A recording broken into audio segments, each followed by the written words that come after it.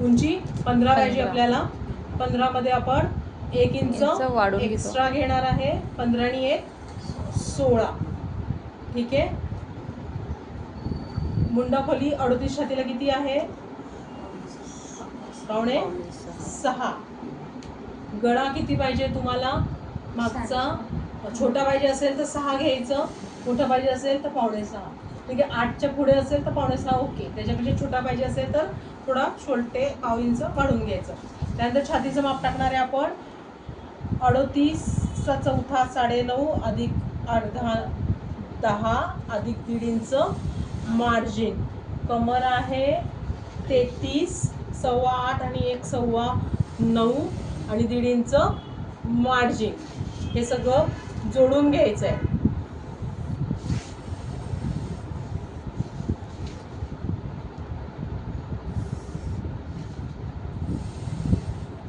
जितकी आपली शोल्डर टाकलेला आहे, जितका आपला मुंडा टाकलेला आहे तितकं आपण शोल्डर घेणार आहोत.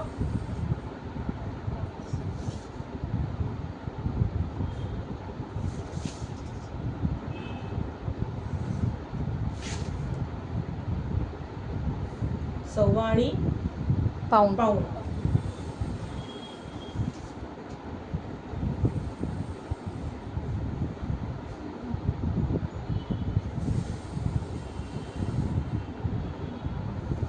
अडीच इंच गळा रुंदी. पुढचा गळा 7, परत 2.5. आता हे झाल्यानंतर गळ्याचा आकार द्यायचा नाहीये कटोरीसाठी. ठीक, तो आपण नंतर देणार आहे. हे इतकं तुमचं झाल्यानंतर हा बॅक आहे तो सगळ्यांना सारखा असतो. त्यानंतर आपण 2.5 इंच आत घ्यायचंय, 2.5 इंच आणि 2.5 इंच आणि ही सरळ रेष हा योकसाठी काढलाय आपण. त्यानंतर हा जो घेतला होता ना तोच आपण सरळ घ्यायचा आहे खाली. ठीक. आता हा जो पॉइंट भेटलाय आपल्याला, हा या पॉइंट पासून 1 इंच खाली आणि 1 इंच गळ्याकडे, किंवा 1 इंच इथं 1 इंच इथं कसं घेतलं तरी चालेल, पण हा 1 आणि 1 असं यायला पाहिजे. आणि गळ्यापासून 5 इंच, 5 इंच असली तरी गळ्याच्या उंची दाखवते दुसरं 5. आता हा 5, हा आणि हा पेन्सिल,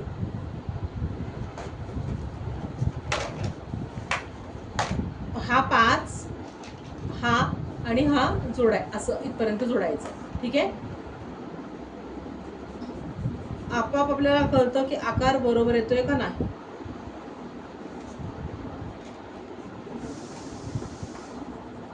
झालं. थोडंसं खाली आलंय ते येऊ शकतं 5लाच, म्हणजे 5ला नाही. आता मग अशी कोणाच्या तरी जास्त आलेलं आहे, डायरेक्ट 1/2 इंच तुझ्या ह्याच्यात आलंय ना. हा, तिचं डायरेक्ट इथून 4.5 वरनं घेतलंय तिचा गळा.